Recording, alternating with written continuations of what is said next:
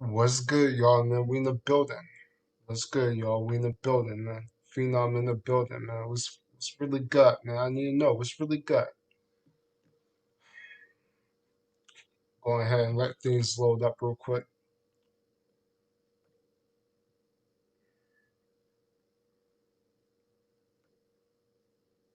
Phenom in the building. Good, man. I need to know. Where we sounding good. All right, man. Let's get things popping, B. Of course, man. We coming in, man. Coming in with a live stream, all right? Coming in with a new stream. And we got a lot to cover, B. We got a lot to cover. I don't want this to be a super long stream. I don't expect this to be a 3, 4 hour stream. But we got lots to cover. Alright. And of course gonna speak about Tom Thibodeau, Jamal Adams, and much more. Alright. A lot's going on around sports, so plenty to cover right now. Alright. Um Let me go ahead and start off with Tom Thibodeau real quick. Alright. We're going to start off with Tom Thibodeau officially being named the new head coach of the Knicks, man. Um, I can't, like I said, when I made my video about it, yeah, was I upset that, Mike Woodson wasn't the head coach? I was all for the Mike Woodson train. I mean, listen, Mike Woodson is the best head coach we've had since Jeff Van Gundy. I mean, for real, like that 2012-2013 season was special. It just was. I just think that I just think that Mike Woodson didn't get a fair shot. I didn't think Mike Woodson got a fair shot after that. After the disappointing year in 2014, when Phil Jackson came in, he got rid of him the next year, bringing in Derek Fisher, and we all know what happens after that. You know, nothing but this a tragedy happens after Derek Fisher and Phil Jackson comes in. So at the end of the day, listen, man, Tom Thibodeau, it's not the coach I wanted. Like I said, Mike Woodson or bringing back Mike Miller, those are my two favorite coaches to bring back. But one thing we gotta get Tom Thibodeau is he's a winner, man. I mean, he really gets the best out of his players 90% of the time. His Timberwolves run, Tom Thibodeau Timberwolves tenure, it concerns me a bit. Cause like I said, when I make my vid, I really mean it. Like this guy Tom Thibodeau had mad talent with the Timberwolves, and he only had one playoff appearance to speak for it. I When he had Quarantine Towns, Andrew Wiggins, Jimmy Butler, had Zach Levine for a bit, had Jeff Teague, and you only have one playoff appearance, I gotta look at the coach. I gotta look at the coach to see what's really good. I But we all know Tom Thibodeau, he ran shit with the Bulls. Those Bulls teams were always gritty, they were always grimy, and they were winners. Like Tom Thibodeau, his lowest winners season with the Bulls was like a 45 win year, and that was without Derrick Rose. I believe that was the Nate Robinson year. I could have that mistaken. I could have that mistaken, but anyway. He always had those boys playing hard. Of course, you know about Derrick Rose, Luol Deng, Joakim Noah, Boozer, Jimmy Butler, Taj Gibson. Yeah, those boys playing hard. So, like I said, I don't mind Tom Thibodeau signing. I mean, we all knew when Leon Rose came in. I mean, they made it known that Tom Thibodeau was his favorite coach to bring in. Okay, that was his favorite candidate. That was Leon Rose's favorite candidate. So it shouldn't shock us Knicks fans that Tom Thibodeau was the coach that Leon Rose brought in. He changed the dynamic of this front office. I mean, this guy Leon Rose has been making changes since the day he's walked in. So this is his squad, this is his staff. So hopefully things work out. Like I said, Tom Thibodeau, listen, he's a proven coach. That's one thing I would say. He's not Kenny Atkinson. I He's not one of these unproven coaches like a Jerry Stackhouse. No, no, no. Tom Thibodeau is proven. We've seen Tom Thibodeau win Coach of the Years. So overall, I really can't bug out on it. Like I said, there's talent here. There's talent on this roster. Listen, RJ Bear is from the run shit in this upcoming decade. Don't get it twisted. RJ Bear will be the best player out that previous draft class. He would be the best player out of his draft class. I want to hear about Ja and Zion this. money mix. I Can we see Tom Thibodeau get the best out of Kevin Knox? Frank Ntilikina. All right, Frank Ntilikina and Tom Thibodeau should work out together perfectly. I um, you know, Julius Randle's still on the roster. I know Knicks fans overall don't like him, but we can't deny like Julius Randle is not good for 22 and 10 a game. This guy Julius Randle can still ball, so the talent is here. So we all gotta see how what Tom Thibodeau does with it. Like I said, the most concerning thing about Tom Thibodeau, the one thing that bugs me out the most about Tom Thibodeau is the amount of minutes he gives his starters. I He really got control of that. He really does because as much as Tom Thibodeau helped that Bulls culture and made them a competitive team, he also dismantled the dynasty itself by playing Derrick Rose 40 plus minutes a game, messing up the Derrick Rose era before it began.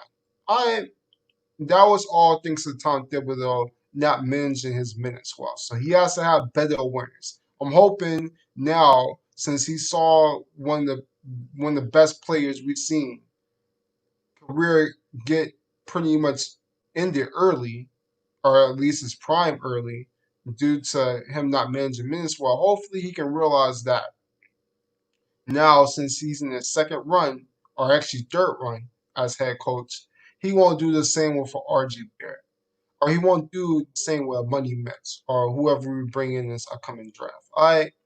So overall, I really can't get mad at it. Like I said, Tom Thibodeau, he is a proven coach, man. So, overall, we see him have success, and I can't be mad at it. I can't be mad at it. I'm not gonna bug out on it. Okay. We see him have success. So, and not to mention, he's still gonna come in and he's gonna make this defense a lot better. He is a good defensive coach.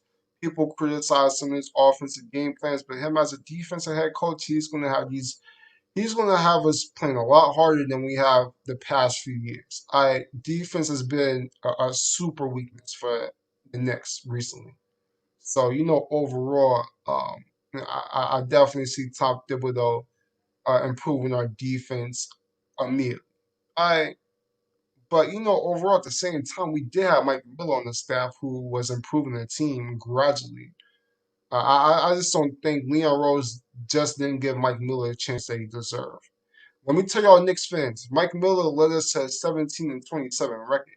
That might not sound that good, but when we look at the talent that we're working with and seeing what Dave Fizdale did early in the year, it really wasn't that bad. So, overall, I would love to see Mike Miller go to another team and, become a head coach and ball. As long as it's not the Brooklyn Nets. As long as it's not the Brooklyn Nets. And you Nets fans can rot. There's talk, so you guys might go after Dave Fizdale. Go get him. I don't care. I don't care. Because it doesn't matter. This is my thing when it comes to the BK Nets, real quick. Listen. It doesn't matter the coaches because once the coach decides to come up with a game plan that doesn't fit KD or Kyrie's way of thinking when it comes to basketball, they're gonna get them out of there. They are. They just are. Did you not see what happened with Kenny? What they did with Kenny Atkinson? Kenny Atkinson before Kyrie and KD got there, he was considered one of the best young coaches in the NBA. And it didn't matter because he didn't fit Kyrie and KD's playing style. Okay, that's not how they wanted uh, the team to play. He came up with different game plans that didn't fit Kyrie and KD's way of thinking. So then they didn't see eye to eye. I mean, these guys, Kyrie and KD, man, they're just big divas, man. They just are. They're big divas. So I don't ever see any coach really working out with KD or Kyrie. You got one guy in KD who left Westbrook because he wanted to play less ISO ball and play more team basketball with the Golden State Warriors.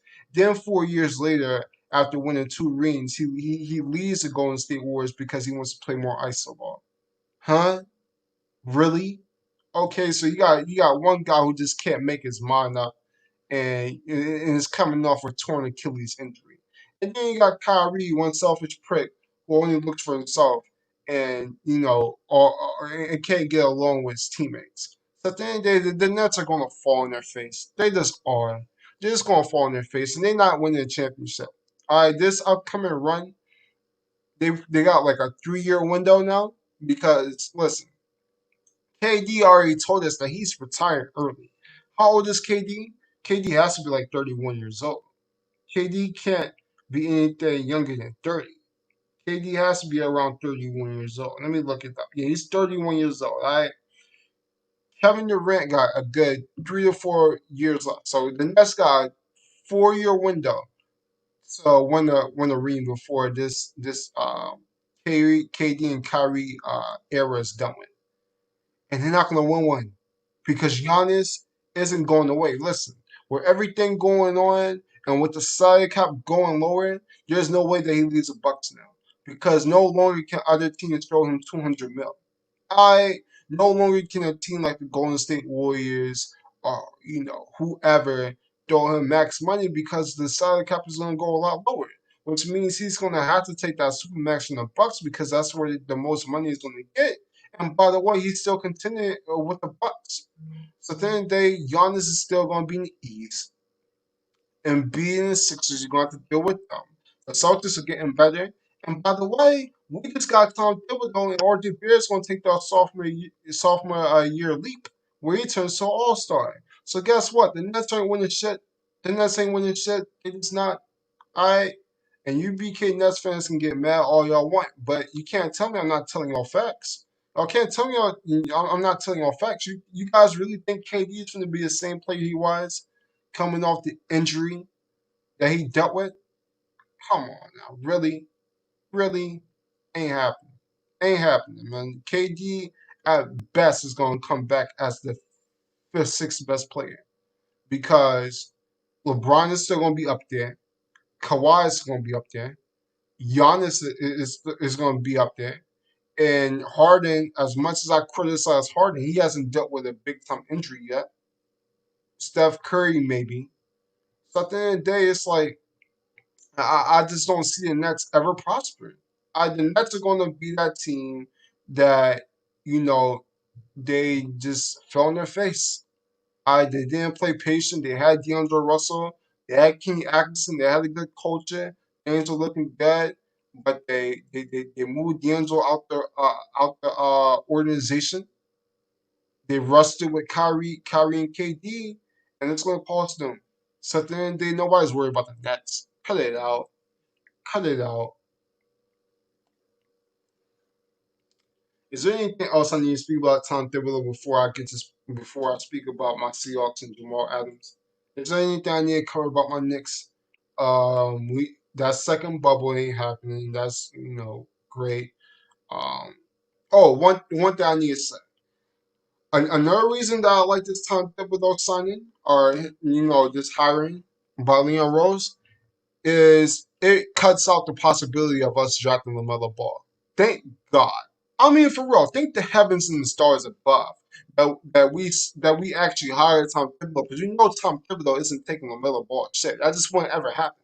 So LaMelo Ball is not a Tom Thibodeau player. A Tom Thibodeau player is Jimmy Butler. A Tom Thibodeau player is Lord Dane, Derrick Rose, Joakim Noah. Those are Tom Thibodeau players. RJ Barrett, Money Mitch, Frank Ntilikina. Okay, those are Tom Thibodeau players. He's not going to deal with the bullshit LaMelo Ball pulls on and off the court. Are y'all serious? So this kills the possibility of us drafting Melo Ball. Same for Cole Anthony. Truth be told, I don't think Cole Anthony is that nice. I so at the end of the day, bro, um, I think we're gonna be straight, man. I think we're gonna be straight for the years to come. Hopefully, we can draft someone like a James Wiseman if he slips, but that's something that we want to see. Um, Shout out to Cameron Goldberg, man. Cameron Goldberg in the chat. He says hopefully it's a good hire, man. That's all we can hope for. That's all we can hope for as fellow Knicks fans, man. That's all we can hope for because we dealt with bad coaches. Dave Fizdale wasn't the coach that we expected him to be. Now I think Dave Fizdale was done wrong just a bit, but Dave Fizdale wasn't that good of a coach. Derek Fisher was some shit. I Jeff Hornacek. I Jeff Hornacek was alright, but we haven't had a special coach since Mike Woodson. We haven't. Mike Woodson's been our best coach of the decade. So, overall, how I'm looking at it is Tom Thibodeau is the most proven coach we had since. I he was the most proven coach in the open market outside of Mike. Well, he's probably more proven than Mike Woodson. Because as much as I love me some Mike Woodson, even though I wanted Mike Woodson over Tom Thibodeau just because of the success he's had in the garden, Tom Thibodeau has done it. He's had multiple great years with the Bulls. Mike Woodson had a one amazing season with the Knicks. Should have been more. Should have been more than 1 year. But overall, it is what it is. But uh, I expect us to get gradually better, especially on the defensive side. One thing we can say about Tom Thibodeau, he always has his teams playing lockdown defense. So that's another reason why we're not going to draft LaMelo Ball. Because Lord knows LaMelo Ball can guard a tree to save his life. He can't. I I mean for real. I mean I watched 2 minutes of a Melo Ball clip from overseas. He's not that nice, B. He's just not. I he's not worth drafting in the first round. I'm sorry. I'm sorry, man. I just don't see. I don't see the potential. I don't see where Knicks fans are coming at when it comes to this Lamelo Ball crap. Like he's not his brother. Lonzo Ball was nice. Lonzo Ball was nice. I could get why you people think that LaMelo Ball was nice coming up because he actually had good skill. He was a fundamental passer, a way better defender than his younger brother. The athleticism, it pops on tape. And truth be told, I wasn't even the biggest Lonzo Ball fan coming up when he came out. So at the end of the day, overall, man, like I'm not believing in LaMelo Ball. It's James Wiseman a bust at this point when it comes to the draft. It's James Wiseman a bust. I really want James Wiseman on this team as a power forward slash center. I know we got money Mitch, but two big mans won't hurt. Two big men won't hurt. I know everybody wants to play small ball this and small ball that, and you got the Rockets having um PJ Tucker as a starting center. But man, you get two bigs, two athletic bigs, by the way, because Money Mitch is super athletic. Money Mitch is 7 foot, but he strides down the floor. He gets up and down the floor quick, athletic, defends a pick and roll. And then you get James Wiseman, a skillful big man who's athletic, who can hit a jump shot, who can take you out the dribble, protect the rim. Come on now, with guard skills. Come on now, really to pair up with RJ. Listen. Could you imagine the RJ Barrett, James Wiseman pick and roll, pick and pop? Oh, now we talking. Now we talking, man. But overall, I'm excited for my Knicks, man. It's just gonna be interesting to see, what happens with the NBA after this bubble because this bubble actually seems like it's gonna work out. Shout out to the NBA. I criticize the NBA throughout the all season a bit, but when the NBA is doing something right, when Adam Silver and the NBA is doing something right, you got to show love. And the NBA, they got this virus on control, man. They got it on shutdown. They got it on lock in the bubble, and that's something that we can't say about the different leagues around the states. We're gonna get to that later on, but that's pretty much all I really want to speak about on my Knicks, man. I'm excited. Things are looking up. Leon Rose, he's making moves. Uh, we just gonna see how things play out, man. For sure. Uh, yeah, yeah. Defense is definitely gonna get a lot better. Goldberg, no doubt. Defense is definitely gonna get a lot better. There ain't nothing to really debate on that. Yeah, I can't wait for the lottery and draft either, man. And by the way, isn't the lottery and draft right after the NBA, after this bubble, after the NBA playoffs and it's over? It's like the day after. We're gonna have to see how things play out.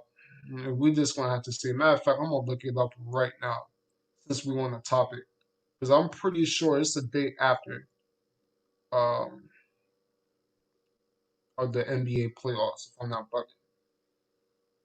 Um, Yeah, October 16th. October 16th, 2020. Yeah. So overall, man, we're gonna see how things play out, man. It's gonna be a lot of fun, man.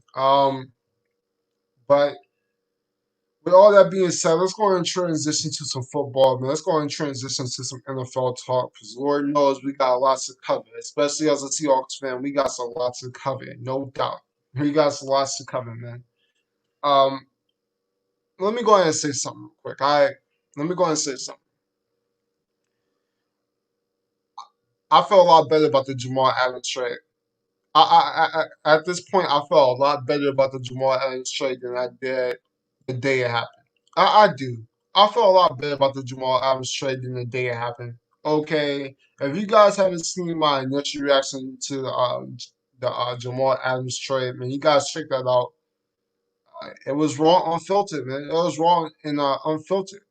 Like I said, well, you know, I was upset. I was upset a bit because my thing is, and I even feel about it the same way. Even though I feel a lot better about the Jamal Adams trade right now, doesn't mean I don't feel the same way I did than the day it happened. Jamal Adams and just overall the safety position wasn't a need. Okay, that's why I was really bugged out on. It was because the safety position wasn't a need. See, a lot of people criticize me about the Jamal Adams, my reaction to Jamal Adams getting traded to the Seahawks because they didn't think that I showed enough appreciation or gave credit to how good Jamal Adams is. No, no, no, no. Jamal Adams, listen, listen. Jamal Adams is the best safety in the NFL. Don't get it twisted. Don't get it twisted. Jamal Adams is the best safety in the NFL. That's not why I was bugging out. I never said that Jamal Adams was a bum and he was overrated. No, no, no. Jamal Adams is a beast, and I can't wait to have him, on the field with the rest of our Seahawks. All right, but the only thing, the reason why I was bugging out is because the safety position overall for us wasn't a need. Bradley McDonald was nice. All right, Bradley McDonald was straight. Like I said, Bradley McDonald, he wasn't special. He wasn't Jamal Adams. He wasn't Cam Chancellor. But he did his role. He was a solid tackler. He was straight in coverage. He could play in the box. He could even play a little bit of safety. Bradley McDonald was fine. And that's what I was bugged out on because we traded the two first rounders. And I just, at the time, I didn't think it was worth it. But let me tell y'all something. The trade, it was an A plus. It was an A plus by Snyder. It was an A plus by Snyder. And let me tell y'all something. Let me tell you why it was an A plus. I know we gave up the first round picks. I know we got rid of a quality safety. But guess what? When you got that best safety on the NFL and our scheme and that cover three scheme, it's going to change everything. I Cam Chancellor is my favorite Seahawk of all time. He's a, he's my favorite defensive Seahawk of all time. Cam Chancellor. I love me some Cam Chancellor. I mean, I can watch Cam Chancellor tape all day long. All right. Favorite Seahawk of all time on the defensive side. All right. And Jamal Adams is going to sort of bring that same presence. Now, in my opinion, I think Jamal Adams, as much as I love me some Cam Chancellor, I think Jamal Adams, he's more versatile than the Cam Chancellor.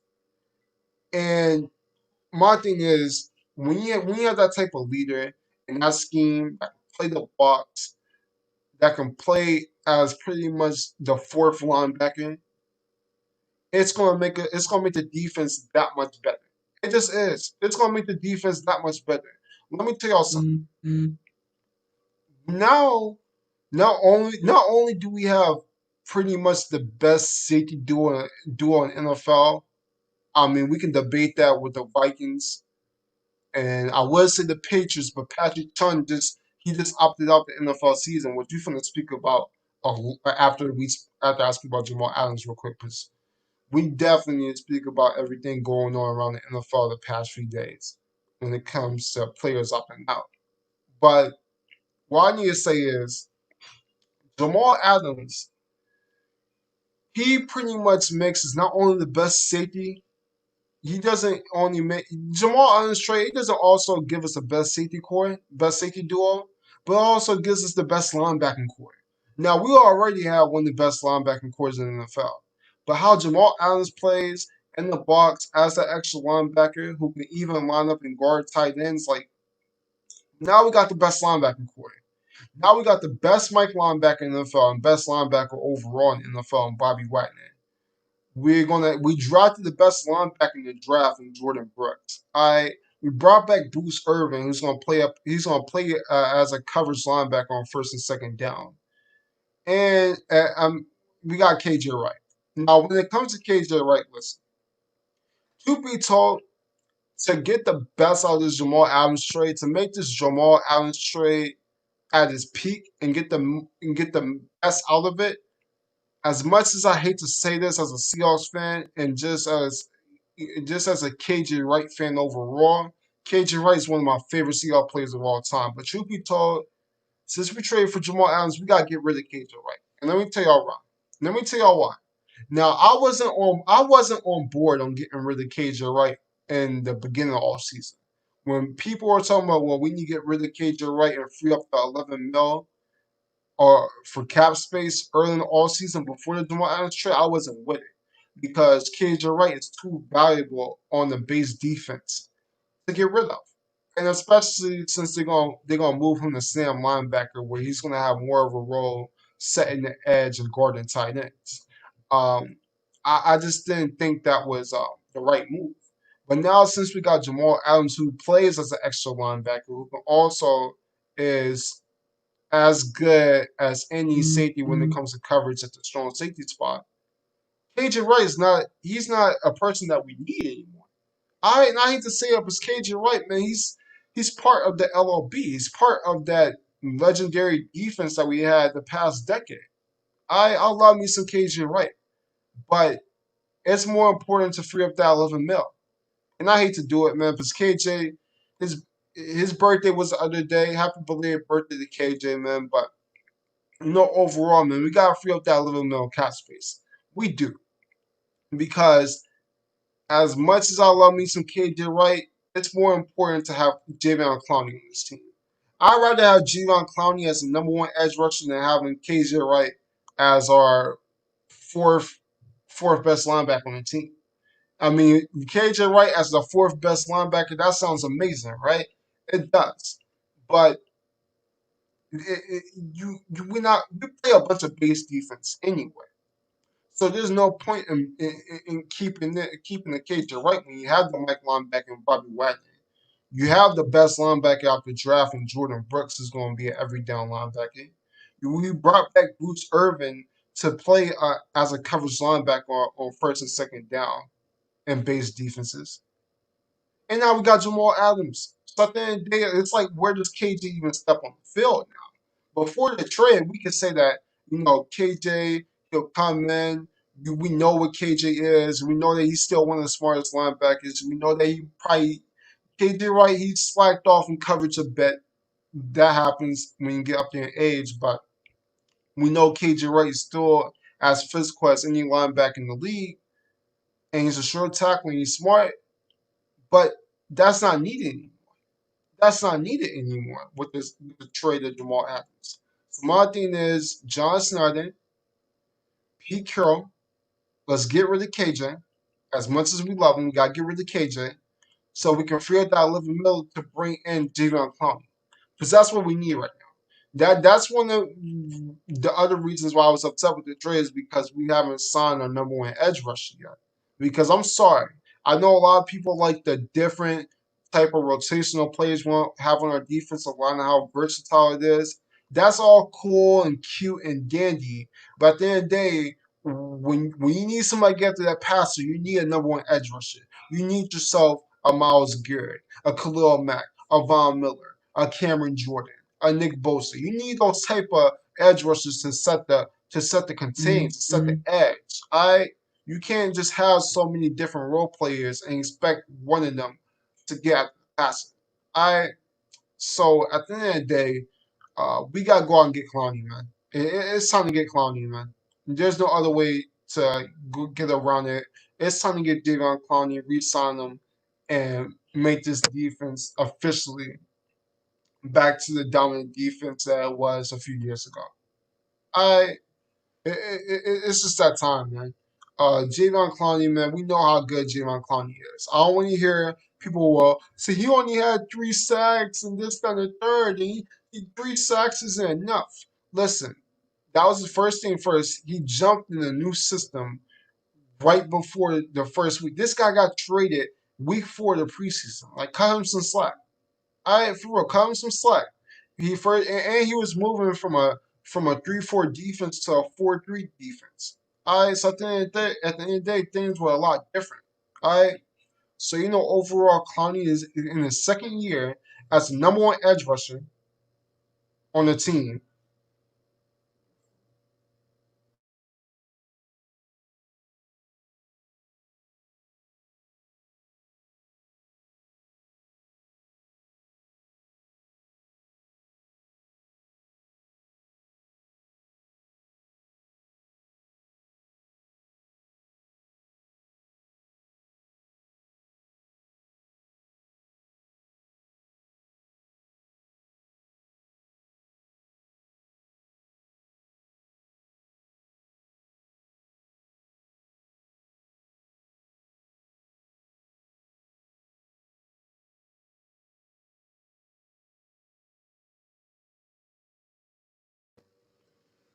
Excuse me, y'all. Man, my fault. My fault. I didn't mean to do that. But back to what I was saying. Now you get Clowney as the number one edge rusher with the versatile players that we brought in, like a Besmawaya, having Jerry Reed back, having a bounce back year. Hopefully, I mean we need Jerry Reed to have around 7, 8 sacks. I'm expecting Jerry Reed to have a bounce back year.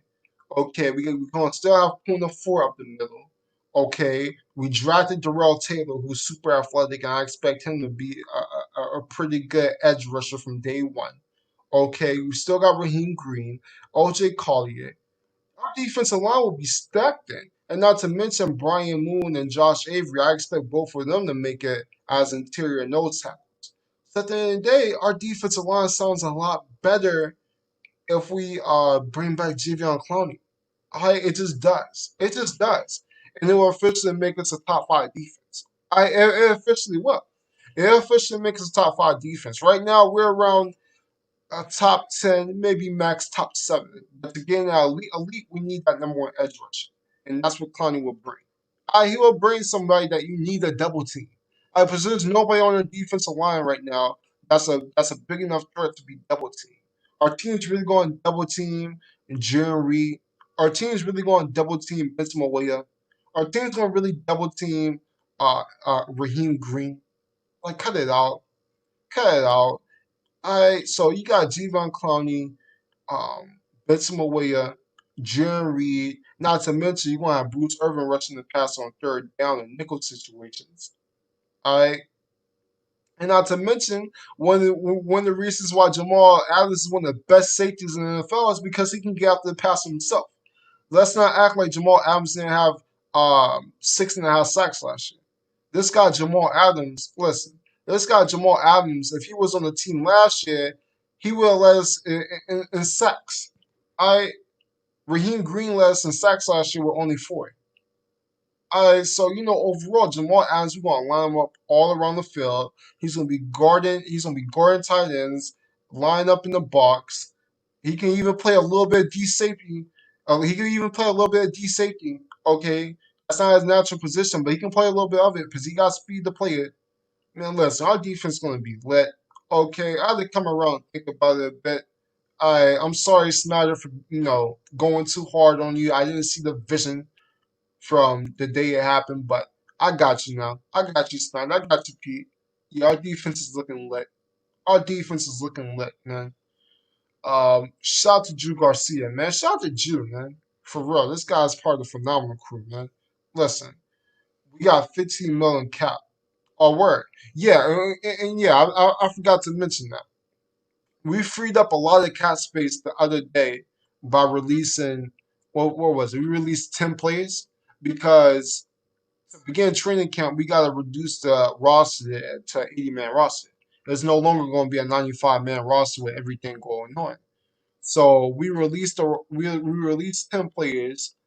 One of them was Brennan Jackson, a few undrafted free agents like Patrick Carr and Josh Norwood. And we got rid of Joey Hunt. So we freed up a lot of cap space. So 15 million cap space should be enough to sign Clowney. Because my thing is this. My thing is this. Clowney is only going to be looking for a 1 year deal. The long term deals that's done with. I After the first couple of weeks of free agency, you're not going to get a long term deal. It's just not happening. So at the end of the day, Clowney knows what his market is looking like. He knows the best option is to take a 1 year deal.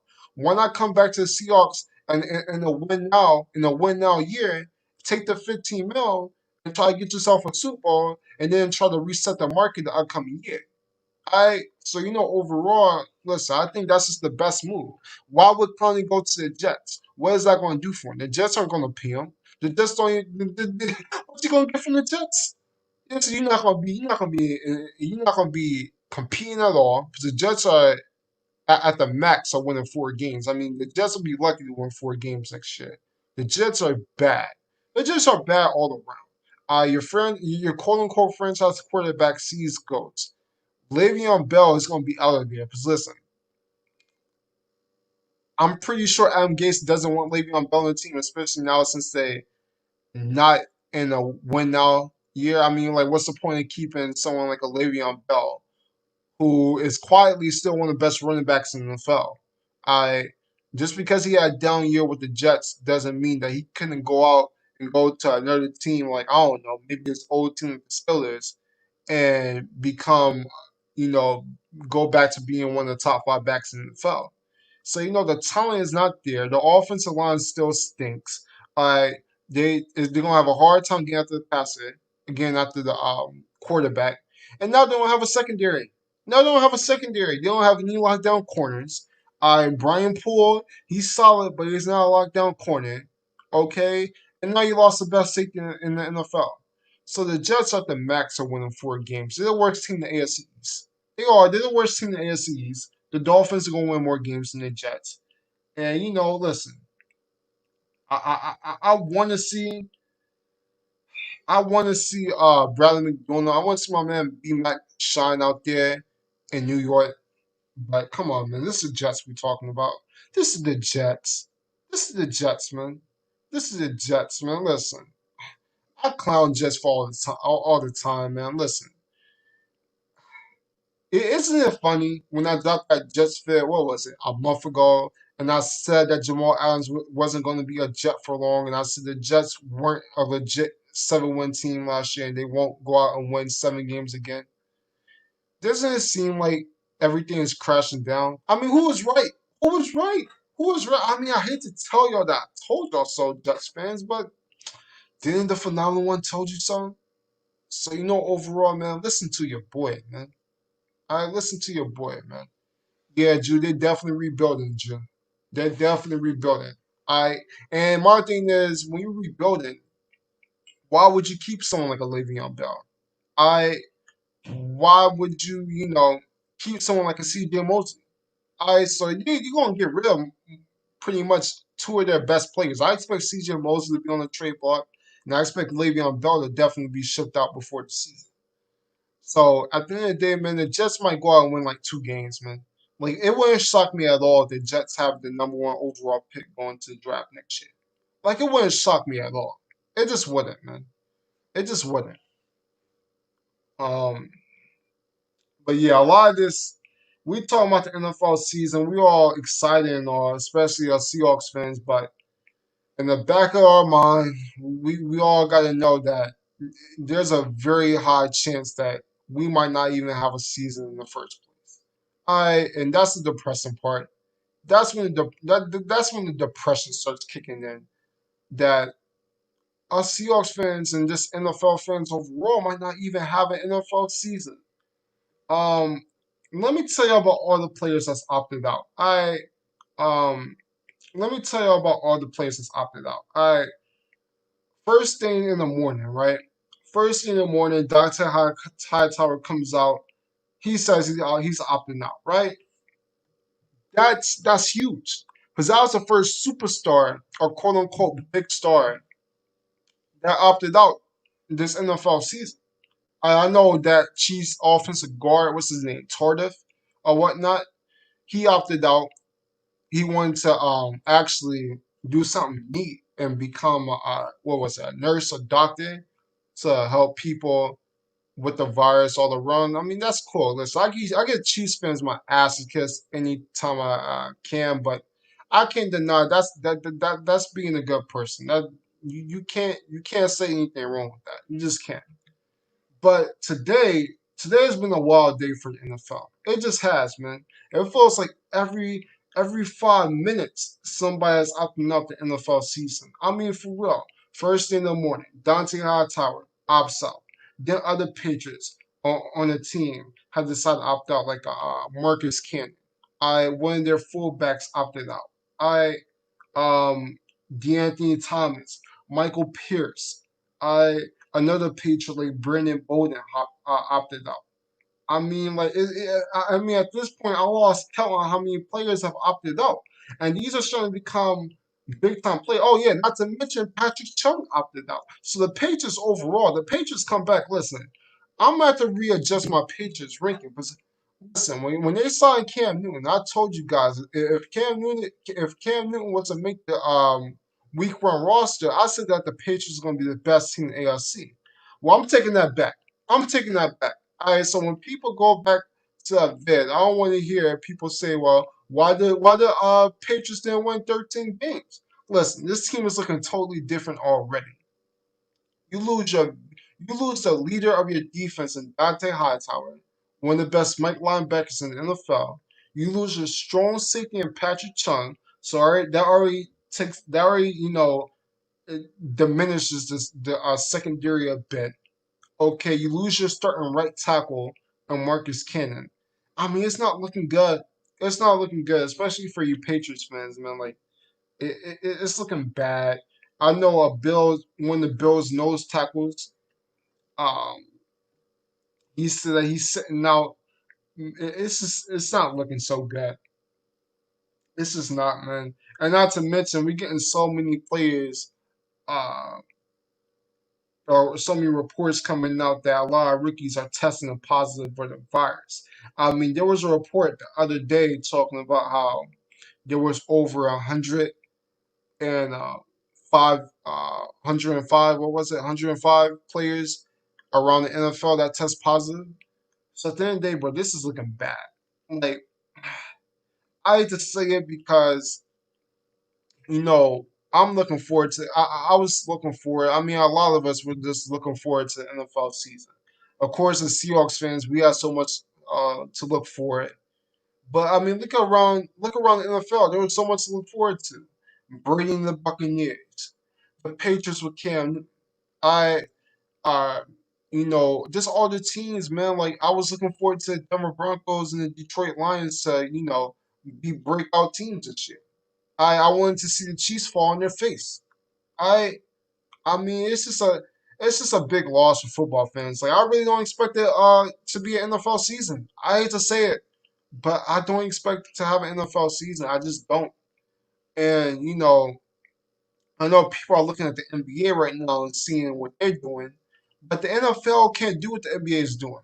The NFL can't have an NFL bubble because the NFL is too big. The NFL and these NFL teams have too many players, too many uh, too many coaches on the coaching staff to have a bubble. Okay, these NBA teams at the max have what, 12, 13 players on their roster, 2 to 3 coaches. You can have a bubble with that. Okay, not to mention they're finishing their season. There's no way that we're gonna have a 16-game NFL season in the NFL. It's just not happening, man. There is no social distancing in football. There just isn't. There just isn't, man. And I hate to be that person because I want to be as optimistic as the next person when it comes to having an NFL season. But I'm here to speak the facts. I'm here to give y'all that medicine. I'm here to give y'all that Robitussin.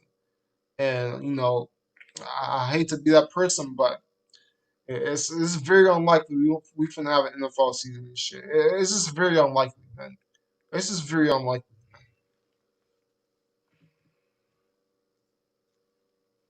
CJ Mosley trade before the trade, yeah, I expect it.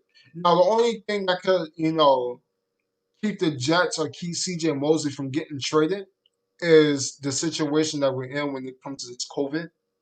I mean, this COVID is fucking everything up. Why do you think Clowney is still unsigned? I mean, for real. Hey, listen, Jew.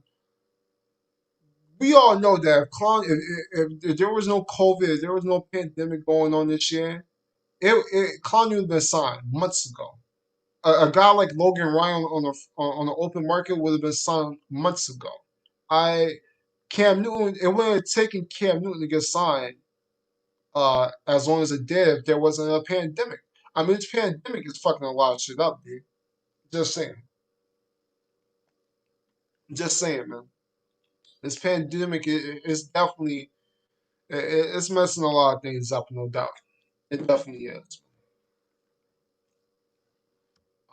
But yeah, I'm just looking down about how many rookies got this shit, man. I mean, listen, rookies all around, man. Like, the COVID, man. Like I said, man. All it takes is one person to get it in the locker room for it to spread through through our entire roster. Okay, it can spread around the entire team to coaching staff. Then you guys lace it up, play another team, and it spreads to another team. One person gets it, and it spreads around that team. They meet up, whoop, whoop, whoop, face next week. I mean, this shit can spread around the league quick. I mean, quick. Oh, look at Major League Baseball. Look at Major League Baseball. Listen. No, wait, Major League Baseball. Listen, we've been around for what, a week? A week? I mean, listen, my Yankees, they played, what was it? Last Monday? Last Tuesday? So it's barely been a week, and games are already being delayed due to COVID. I mean, like, this shit is not going to happen, bro. I just don't see sports working now in 2021, man. I just don't. I just don't, man. Like, we really need to enjoy what the NBA is doing in the NBA bubble because that's gonna be the only professional sports that we finna get for the rest of the year, man. Because like I said, Major League Baseball, they're not doing they don't have a bubble. The NFL, they're not gonna have a bubble. So at the end of the day, like when you have a team like the Marlins having what was it, 17 players and coaches on their staff infected at the moment. That's the only thing. That's 17 that's been reported. It's probably even more. So at the end of the day, all it takes is one team spread, then it gets to another team. I mean, like, come on now, like, bro, if you have a professional, listen, any professional league that doesn't have a bubble will not have sports in 2020. It just won't happen, man. The only way to have sports for for a good amount of time is to have a bubble. And sports and leagues like the NFL, MLB, they just can't have a bubble. They just can't. There's too many players, too many coaches, too many people in the front office to have a bubble. So man, like I'm disappointed as a football fan and as a fan of a team that's in Super Bowl contention mode, that's in win now mode. It's disappointing because you can't get years like this back. All right, I'm pretty sure Bucks fans listen. Brady, how old is Brady? 43. From the turn 44 this year, he's only getting older and older. So if we miss a season, that's a year that Brady could have won a title, or Russell Wilson could have won a title, or look at Breeze. This is most likely going to be Breeze last year. No Super Bowl, no NFL season, no Super Bowl. I mean, like it's just gonna hurt It's just gonna hurt everybody, man. Like nobody wins. Nobody wins. But listen, at the end of the day, listen, I blame it on this country. Listen, I don't mean to get too political on this, but listen, I gotta speak the facts. And I mean, how difficult was it to wear a mask? How difficult was it to stay in your crib for 2 weeks on a shutdown so things can clear up and we can be like some of these other countries around the world just having professional sports like it's a normal year? Okay, but these people want to go out, party, go to different clubs and go to different bars and go hang out, go to parties and go on beaches and look at the situation that we're in. We're still dealing with COVID like it was March. We still dealing with COVID like it's March. I so at the end of the day, like I blame it on the same country. People that don't want to wear masks, People that want to go out and party like it's another day. Now this shit was real. This shit is all around the air. Easy to get, easy to pass around. So at the end of the day, it's like I blame it on the same people that want this country. I do. I do. I mean, look, just go outside. Go outside and look around how many people are just not wearing masks. Look at the amount of people that's just on top of each other like a peanut butter and jelly sandwich. I mean, how many people are still social distancing? I mean, for real, how many people are still social distancing? Not that many. So I blame it on y'all. So when we have no professional sports, I'm blaming it on y'all. So I better not hear nobody complain that there's no professional sports this year when you weren't social distancing, when you weren't wearing a mask, when you were having mass parties and mass get-overs. Like, come on now, really? Really, you seeing people complain that we want to have professional sports, but still going to bars 24/7. Like, cut it out, man. You guys deserve to be slapped. All right, for real, you guys deserve to get slapped, and you guys deserve to like swallow some thumbtacks. Like, for real, man. Like, I can't stand these people, B. For real, man. I just can't.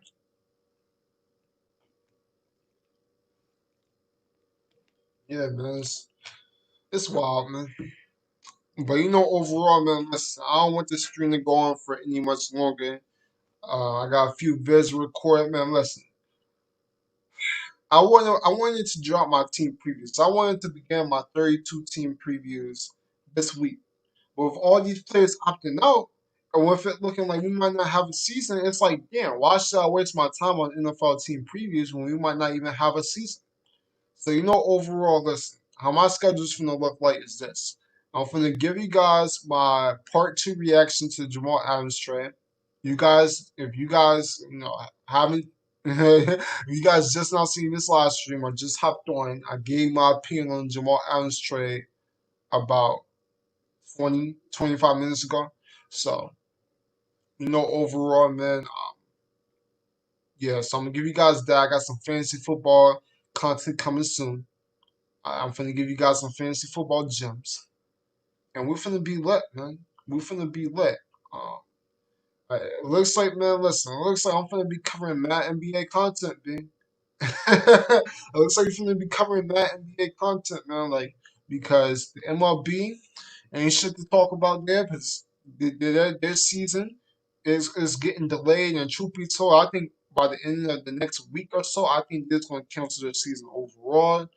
The NFL, I know Roger Goodell, he's been playing aggressive this whole entire all season, but it comes to a point that so many players are opting out, so many rookies and players are testing positive for the virus to the point where you just going to cancel it. You're just going to cancel it because listen, the more and more players that's opting out. By the way, more and more players from opt out. Trust me, more and more players are opting out. I mean, it's going to be an even bigger wave by tomorrow. I and what happens if a few of the top elite quarterbacks was to opt out? Like knock on wood, but what happens if my man Russell Wilson was to opt out, or Patrick Mahomes was to opt out, or Aaron Rodgers was to opt out? What are you gonna do then? What are you gonna do? You gonna sell Geno Smith? Are Seahawks fans really finna sell Geno Smith as the Seahawks quarterback in 2020? Are Chiefs fans finna sell Matt Moore as a starting quarterback? Are Packers fans? Well, I mean, listen, if you're the Packers front office, you did go out and draft Jordan Love. You did go out and draft Jordan Love. So, if Aaron Rodgers were to opt out, you put yourself in that situation. So I ain't got any hard feelings for the Packers if Aaron Rodgers were to opt out. I'm just keeping the full buck. I'm just keeping the full buck. The Packers did go out and draft Jordan Love in the first round. So, I mean, Aaron Rodgers was from the opt out. I think that would be hilarious. Truth be told. I mean, truth be told, that would be hilarious, man. I mean, but it's not looking good, man. It's just not looking good overall. I'ma still, I'ma still, in the back of my mind, listen, I'ma still be hyped for my Seahawks. I'm still hyped for my Seahawks, but at the same time, in the back of my mind, I know that there's a real possibility that we might not even have an NFL season this year. And that's the bummer. That's the bummer. That's the bummer, man. So, overall, listen, I feel great about Jamal Adams in the Seahawks trade. I feel a lot better. It's an A plus. It's an A plus now. I Now if they keep Cage, listen, if John Snyder keeps KJ Wright on this roster, then this trade, the value of the trade, it decreases. It does because it makes no sense to have someone like a KJ Wright when you bring in Jamal Adams. It just doesn't. Like I said, even if we were to get rid of KJ Wright, we'll still the best linebacker core in the NFL. And like I said, it's not me shitting on KJ Wright, man. I'm as big as a KJ Wright fan than any Seahawks fan you could think of. I love me some KJ Wright, man. Really do, man. I mean, for real, I've been talking about KJ Wright for the past 5 years as one of the most underrated linebackers in all of the National Football League. But when you bring in somebody like Jamal Adams, who's an extra linebacker, who's good, he's really good in coverage, so he's gonna boost that safety position to the point where we have the best safety duo in the NFL, right up there with the Vikings. I mean, it's like we don't need no point of keeping KJ Wright when you can save that money when that 11 mil will go off the cap. Now listen, Jim, if you still in the chat, Jim, now you said we got 15 million cap, right? How much better will it look like if we get rid of that 11 million cap, right? And we use that would free up 24 mil, right? Right? That would free up. Oh, excuse me, I'm bugging. That would free up 26 million cap. That would free up 26 million cap. So what would it be like if we can use that cap to bring in Javon Clowney, pay Clowney his 17 mil a year? That sounds good because when he was talking about possibly joining a team like the Cowboys or Saints, he was looking at what? What was it? 13, 14 mil? He can come back on the Seahawks on a win now contender team, get paid 17 mil for a year, and we can use some of that to give maybe to an extra defense alignment, an interior defense alignment. Now, truth be told, I know everybody's on the snacks hype train, and everybody wants Damian Harrison, and I love me some Damian Harrison. Listen, Damian Harrison is one of the best interior run stuff and nose tackles of the past decade. I mean, Damian Harrison really gets busy against the run. Ain't no denying that. But Brian Moon, he can play a role. Brian Moon, those few snaps he played throughout the year, he looked pretty good against the run. I mean, this guy's big. He's one of those big, chubby, fat nose tackles who can stop the run. I Who can stop the run. He's 350 pounds, 6'4". Not to mention the undrafted free agent and Josh Avery. Was he 6'4", 320, super athletic? What do you have? He had like a 37-inch vertical. Like, come on now. I think that we actually might be fine in the interior. Overall, I think bring Clowney, bring back Josh Gordon once the NFL reinstates him in the NFL. And overall, like we're gonna be lit. Oh yeah, I'm glad you brought that up, Jude. Before I leave, I'm glad you brought that up, Jude. Shout out to Jude, by the way, because that I haven't been thinking about it. It slipped on my mind. But yes, we need to get rid of Quentin Dunbar. We gotta get rid of him. Shout out to June. Yeah, we gotta get rid of Quentin Dunbar, man. There's no point in keeping him on the team. I mean, at this point, listen, we can free up 3 million cap space if we get rid of Quentin Dunbar. I was reading the article the other day. We can free up 3.5 million cap space if we get rid of Quentin Dunbar. Get rid of him. Okay, he got plenty of exemplars. John Snyder, just eat it. Just eat it, P. Just eat it, man. It's a trade. It looked promising when it happened, but since Quentin Dunbar wants to be a dumbass and he wants to go rob somebody for 10K when he's getting paid damn near 10 mil a year, I mean, like, just get rid of him. Get rid of him. I mean, what's the point? He wasn't. Listen, I thought Quentin. Well, listen. When we trade for Quentin Dunbar, I like to trade because I thought he brought somebody different. I think he brought a different skill set in the secondary where he was more of a ball hawk who can play off coverage, who can line up in the inside and the outside. But like, listen, Shaquille Griffin's the number one corner on the team. Let's get out the way. And listen, this is my thing. I know everybody was super excited about Quentin Dunbar, But like, listen, Quentin Dunbar was good, but listen, Trey Flowers isn't bad himself. Listen, every Seahawks fan think that Trey Flowers is a scum of the earth. Everybody, I mean, 90% of Seahawks fans think that Trey Flowers is a scum of the earth. Well, truth be told, listen, Trey Flowers is not bad. Now, do you have a bad stretch of games? Sure. Did he look bad in that divisional round versus the Packers when he was lined up versus Devontae Adams? Of course. But then we talk about Devontae Adams, one of the best receivers in the NFL, the best route runner in the NFL, Devontae Adams. I mean, listen, is it? I mean, it doesn't sound that bad if you're getting cooked from, from Devontae Adams. I mean, a lot of corners get cooked by Devontae Adams. Our whole entire secondary was getting cooked by Devontae Adams. It just wasn't Trey Flowers. So we seen Trey Flowers look solid in the number two role. He can press, and truth be told, Trey Flowers is a solid man corner. I love when Trey Flowers is playing physical as a press corner. And my thing is, listen, Quentin Dunbar, it wasn't the only good cornerback on the open market. If we really want somebody that can play the outside in the slot really well, get Aqib Talib. Listen, Talib is still in the open market. We can bring in Talib and he can bring that same level of production as Quentin Dunbar. Now, is Talib getting up there in age? Sure. What is Aqib Talib? He has to be like around 33. If I remember right, I believe he's like 33. He's on the wrong side of 30 when it comes to corner. Yeah, he's 34 years old. But we talking about win now year.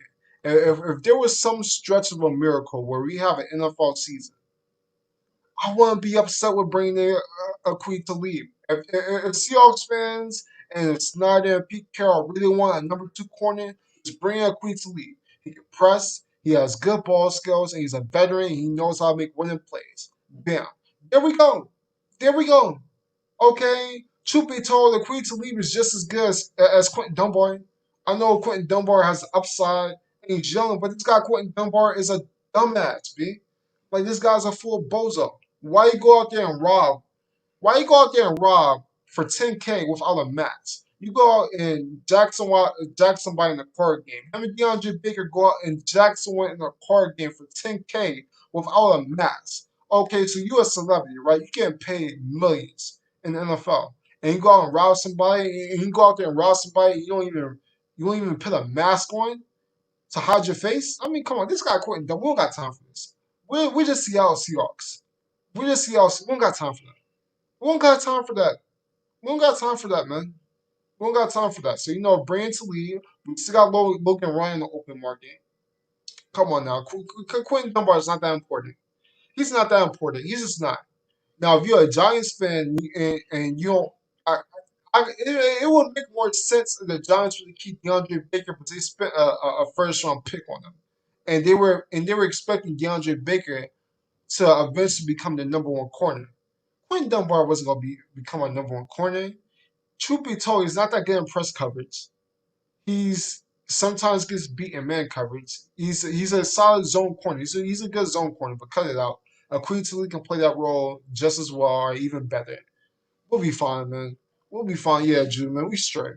We straight, man. But the only thing I'm worried about is having it in the fall season. At this point, listen. I love what our team is looking like right now. We make a few moves, bring in the Clowney, get rid of Quentin Dunbar, bring up to lead, get rid of KJ, free up some space, bring in Josh Gordon. We're gonna be money. We're gonna be elite. We're gonna be lit. But my thing is, we got an NFL season to win it, Chip. You feel me, Drew? We gotta have a season to win anything. I mean, if there's no season, we just talking a bunch of bullshit. So at the end of the day, let's go on our knees. Let's pray for to the heavens and stars above that we have an NFL season, but it's not looking likely right now, B. It's not looking likely, but it was a fun stream while it lasted, man. We went an hour deep. Listen, I told you guys I didn't want this stream to be too long. I covered what I wanted to cover. Talk some time Thibodeau, talk the Seahawks, of course. Talked about all the crazy shit going around the NFL right now with players opting out. And I'm going to hit you up with some of these fantasy football vids. I'm gonna actually listen. I'm gonna after this stream ends, I'm gonna record a part two to Jamal Adams, you know, my reaction now, how I feel right now. I'm gonna drop that, get you guys some fantasy football content. We're gonna keep things pushing, B. So we out of here. Phenomenal crew. You guys stay safe. You guys wash your hands. And you guys go out there and do what you gotta do. Oh, word, 4 mil. I mean, listen, yeah, exactly 4 mil. Listen, yeah, 4 mil. Even better. Even better. Gives us an even better reason for Snyder and Pete Carroll to get rid of that dumbass nigga. Listen, I don't got time for Quentin Dunbar. This guy's a bozo. He can go run. He can go run. Alright. But we gonna go ahead out of here. Alright. Yo, y'all stay safe.